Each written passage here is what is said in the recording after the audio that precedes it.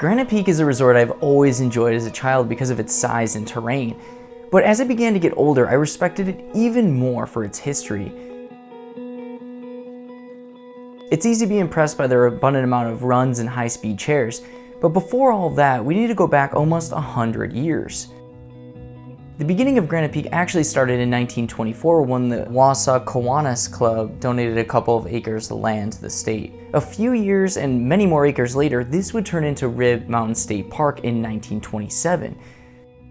Downhill skiing was still pretty much non-existent in the US at this time, but this would soon change, and the locals of Wausau would experience the forefront of skiing history.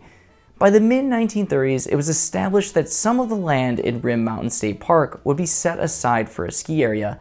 And in 1936, the CCC, made up of mostly local Wausau residents, went hard to work hand-cutting the first runs for the future resort. They would also build a temporary chalet. The historical 10th Mountain Chalet, which is still standing today, was built just a few years later in 1939. In 1937, the ski resort would receive its first lift, a J-bar that was built using an old Ford V8. Now all they needed was someone to help run the resort. Unlike most resorts in the Midwest, Granite Peak, or known as Rib Mountain at the time, leases their land from the state. This means when an operator takes over, it generally is for a fixed number of years based on an arranged agreement. And when looking for an operator, they couldn't ignore the early ski mogul Fred Pabst. Fred Pabst would take on a 10-year role with the resort that would officially open in 1937 with 6 runs and that half-mile-long J-bar. This opening would mark one of the first ski resorts not only in the Midwest, but the entire country.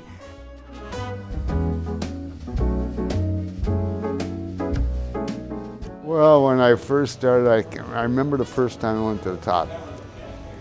And I swear to God, I think I looked through between the tips of my skis and I couldn't see the bottom. And then I shoveled snow until I had enough for a lift ticket.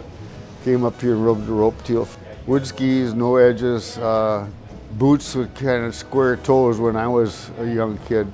I saw bindings, but couldn't afford any. The skis that I had a slot through the wood, and it's just a strap that went over your toe. And I looked at those bindings, I think I need those, you know. So I took a screen door spring and a heavy gauge wire and put it through that slot, bent it back like this, and put the screen door spring cut off piece of it, you know, behind my boot. And those bends that I had in the wire to hold the screen door spring on went back and forth enough times that they broke. And I came down the hill crying. There was another guy that worked here, his name was, we called him a snowshoe. He was a park ranger. It was all run by this park department at that time. He ran the top lift shack on the very top of the mountain. And he'd come out with a siren in his hand, a little siren, crank that siren at, I think it was 4 o'clock every night or something like that. That means don't get on the lift anymore. He always knew that we were coming up one more run. Over the next 53 years, Granite Peak would continue to grow and develop under a number of operators, but the most pivotal moment would come when Charles Skinner took over operation in 2000. Charles knew the key to running a successful ski operation was to reinvest into the hill, something that a lot of Midwestern resorts failed to do during this time period. Charles took the state's 1984 master plan for Granite Peak and ran with it, investing millions over the next few years. By 2017, Charles would completely transform Granite Peak, investing over $36 million and turning Granite Peak into a true destination resort. Today, Granite Peak offers over 700 vertical feet, 68 runs serviced by 7 lifts that include 3 high-speed lifts. And they've also heavily invested in snowmaking and grooming over the past few years, ensuring that every day on the slopes is a great one. When I got here, the expansion was partially started, and they were building runs and lifts going up, and more snowmaking capability. How grooming has come a long way, snowmaking has come a long way. The expectations are higher. As time goes on, you get better, and all of a sudden, everyone wants to see that one notch better. Cool part about it is you're making an experience for the customer. You know, you go out to shop, we're close by to the run, you hear people laughing, having fun, and somebody makes it down the hill for the first time, everybody's cheering them on, and that's really a neat experience. Granite Peak also offers 4 terrain parks with over 35 jibs and 15 jumps. We have 4 parks here that are all kind of specific to small, medium, and large features. So that's going to be the focus going forward, is to create a good progression environment for all age groups and all ability levels to be able to come in and enjoy what we have to offer here. So I think what's cool specifically about terrain parks too is it's not specific to a certain region or area. It's more like what you have invested in it for resources as a resort, and terrain varies from place to place, but your terrain park can be just as good as any other region or anything, you know, out west that might have to offer. And that's not where the terrain ends. Granite Peak offers terrain for pretty much everybody: learning areas, graded areas, steeps, groomers, bumps, and even some cliffs. Granite Peak truly has something for everybody. And that's exactly what Granite Peak is known for, a family destination, and this all starts with their dedication to their Learn to Ski and Snowboard programs. I think one, we have a really awesome ski area. That in addition to a great team of people. We have a lot of returning instructors, tons of PSIA people, the 2 magic carpets with all the toys and all the other elements, some rollers so you can kind of practice getting speed, got some banked turns so you can work on your turning. That really makes it easy for people to like climb the levels. That's all up on our upper magic carpet, so it's a place for people to maybe either start and then come and take a lesson and sort of improve that, or maybe take the lesson and then have this space that's sort of separate from the other runs. It's kind of protected and a good place to practice some of those skills before you get on the chairlift and maybe take them higher up on the mountain. From their first turn program to their Teach Yourself terrain, Granite Peak offers a variety of tools to help people learn the sport.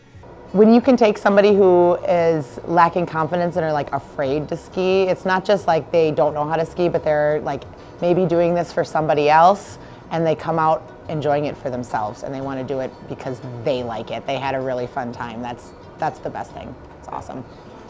And because this resort offers such a wide range of terrain, you can always find somewhere or something to challenge yourself at Granite Peak. There's a lot of variability in terrain here. If you want to drop a 40-degree pitch cliff, like we can do that. We're going to need a lot of snow coverage, right? I would probably do it late in the season. Yeah, there's some really, really talented riders in the area, and it's really cool to see not only them doing what they can do, but also the progression.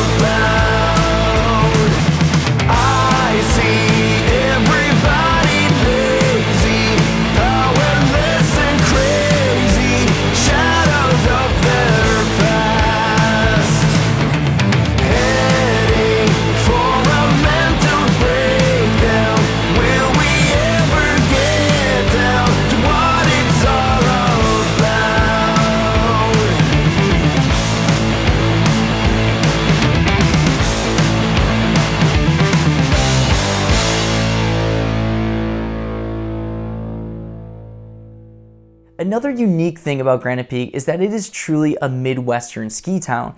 The city of Wausau helped build this resort, and it is clear they are fully invested in it. Going out west, going to events, skiing, huge resorts, right? I got back from Squaw super recently. All those places have a lot of depth and a lot of history, right? There's these long, drawn-out histories, and there's bars with skis in them, and there's pictures of local legends and stuff like that. And Wausau has that.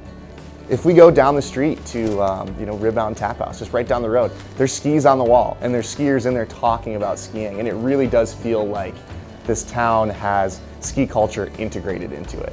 It really engulfs you into the skiing culture and adds to the entire experience. The city of Wausau put the finishing touch on what I will label as a true destination resort in the heart of Wisconsin. Even though it's only 4 hours from Chicago, it has the feel of an out west resort. And if you want to learn more, head on over to skigranitepeak.com to get all the details and plan your ski trip for this upcoming season. I want to say a special thanks to Charles, Les, Greg, and all of those that helped me experience Granite Peak. I had an absolute blast, and I hope all of you guys get to make it out there this season. But until next time, guys, stay safe, pray for snow, and I'll see you guys out there.